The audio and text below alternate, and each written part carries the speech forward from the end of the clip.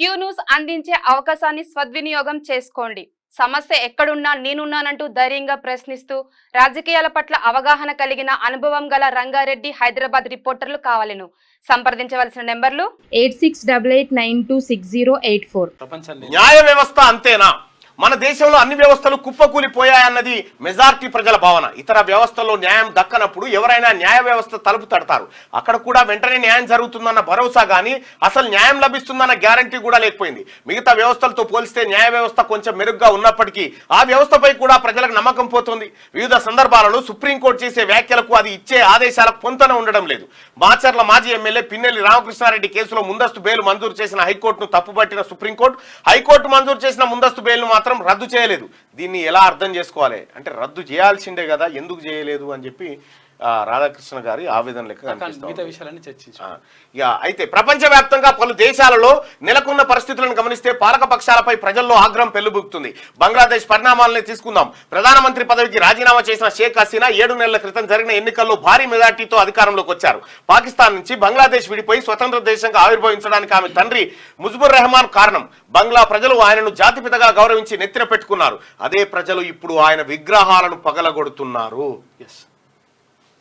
రిజర్వేషన్ల విషయంలో హసీనా నిర్ణయాన్ని పాక్షికంగా సమర్థించిన బంగ్లా సుప్రీంకోర్టు ప్రధాన న్యాయమూర్తి నివాస భవనంపై కూడా ప్రజలు దాడి చేశారు. పాలకులు మాత్రమే కాదు, న్యాయ వ్యవస్థ కూడా ప్రజాభిప్రాయాన్ని దృష్టిలో పెట్టుకొని మాత్రమే తీర్పులు ఇవ్వాలని బంగ్లా పరిణామాలు చెప్తున్నాయా?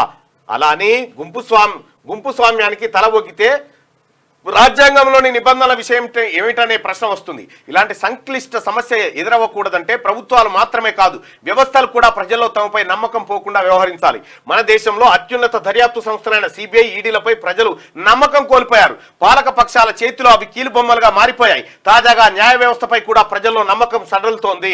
ప్రజాప్రతినిధులపై దాఖలయ్యే అవినీతి కేసుల్లో విచారణ ఏడాదిలోగా పూర్తి కావాలని సుప్రీంకోర్టు పలు సందర్భాల్లో అభిప్రాయపడింది. మరి జరుగుతున్నదేమిటి? ఢిల్లీ మాజీ ఉప ముఖ్యమంత్రి సిసోడియా 17 నెలల పాటు జైల్లో ఉన్నారు. అయినా దర్యాప్తు సంస్థల విచారణ పూర్తి కాలేదు. ఇంకా గంతంటారే నా మీద పెట్టినటువంటి నా మీద చిల్క ఏది గతంలో ఈ కేసీఆర్ పోలీసులు ఈ రాధాకిషన్రావు ఈ బ్యాచ్ అంతా కలిసి చిల్కలు కూడా పిఎస్లో నా మీద కేసు పెట్టారు. ఇప్పటి వరకు ఛార్జ్షీట్ వేయలే. వేస్తే దొరికిపోతారు కదా. ఆంధ్రప్రదేశ్ మాజీ ముఖ్యమంత్రి జగన్మోహన్ రెడ్డిపై కోర్టు విచారణలో జాప్యం జరుగుతున్న తీరు కేస్ స్టడీస్ అవుతుంది. జగన్ కేసులు విచారణకు రాకుండానే న్యాయమూర్తులు బదిలీ అవుతున్నారు. ఈ విషయంలో సుప్రీంకోర్టు ఏమీ చేయలేదా? వివిధ సందర్భాల్లో ఎవరికి వారు తమ తప్పు లేదని చెప్పి చేతులు దులుపుకుంటున్నారు. పొలిటికల్ బాస్ల కన్సర్న్లలో పనిచేయడానికి వ్యవస్థలు అలవాటు పడ్డాయి. గల్లీ నుంచి ఢిల్లీ వరకు ఇదే పరిస్థితి. ఇలా అయితే ప్రజల్లో తిరుగుబాటు రాదా?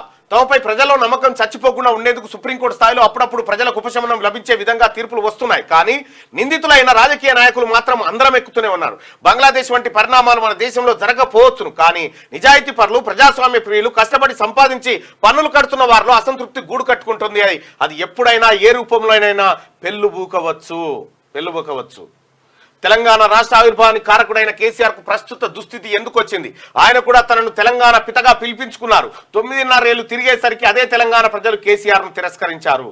దర్యాప్తు సంస్థలు, న్యాయ వ్యవస్థలు నిజాయితీతో సక్రమంగా పనిచేసినా చేయకపోయినా ఎన్నికల్లో ప్రజలు మాత్రం ఓటు అనే ఆయుధంతో నిరంకుశంగా వ్యవహరించే వారిని శిక్షిస్తున్నారు. ఈ నేపథ్యంలో తమ ఔన్నత్యాన్ని కాపాడుకోవడమా లేదా అన్నది దర్యాప్తు సంస్థలు, న్యాయ వ్యవస్థలు తేల్చుకోవాలి. ప్రజాస్వామ్యంలో ఏ వ్యవస్థ అయినా ప్రజలకు మాత్రమే జవాబుదారీగా ఉండాలి, పాలకులు కాదు. ఈ సూత్రాన్ని పాటిస్తే ప్రజల్లో అసహనానికి, అసంతృప్తికి తావుండదు. ఇక్కడ కోర్టులు చెప్తా ఉన్నా. ఇక్కడ పంజాబ్లో ఖలిస్తాన్ వేర్పాటువాదులు అని చెప్పి ఎవరైతే మనం అనుకున్నామో కోర్టులు అతన్ని దోషిగా పెట్టి జైల్లో పెట్టినాయో, ఇతను దోషి కాదు, మా గుండెల్లో నిలిచిన వ్యక్తి అని ఇండిపెండెంట్గా గెలిపించి పార్లమెంట్కు పంపించారు. ఇప్పుడు సుప్రీంకోర్టు ప్రజా వ్యతిరేక తీర్పునిచ్చినట్ట? అసలు ఎక్కడ సింక్ అయితే లేదు ఈ వ్యవహారం. ఇవన్నీ చూసుకోవాల్సినటువంటి అవసరం ఉంది ఈ దేశంలో. క్యూ న్యూస్ అందించే అవకాశాన్ని సద్వినియోగం చేసుకోండి. సమస్య ఎక్కడున్నా నేనున్నానంటూ ధైర్యంగా ప్రశ్నిస్తూ రాజకీయాల పట్ల అవగాహన కలిగిన అనుభవం గల రంగారెడ్డి హైదరాబాద్ రిపోర్టర్లు కావాలను సంప్రదించవలసిన నెంబర్లు 8688926084.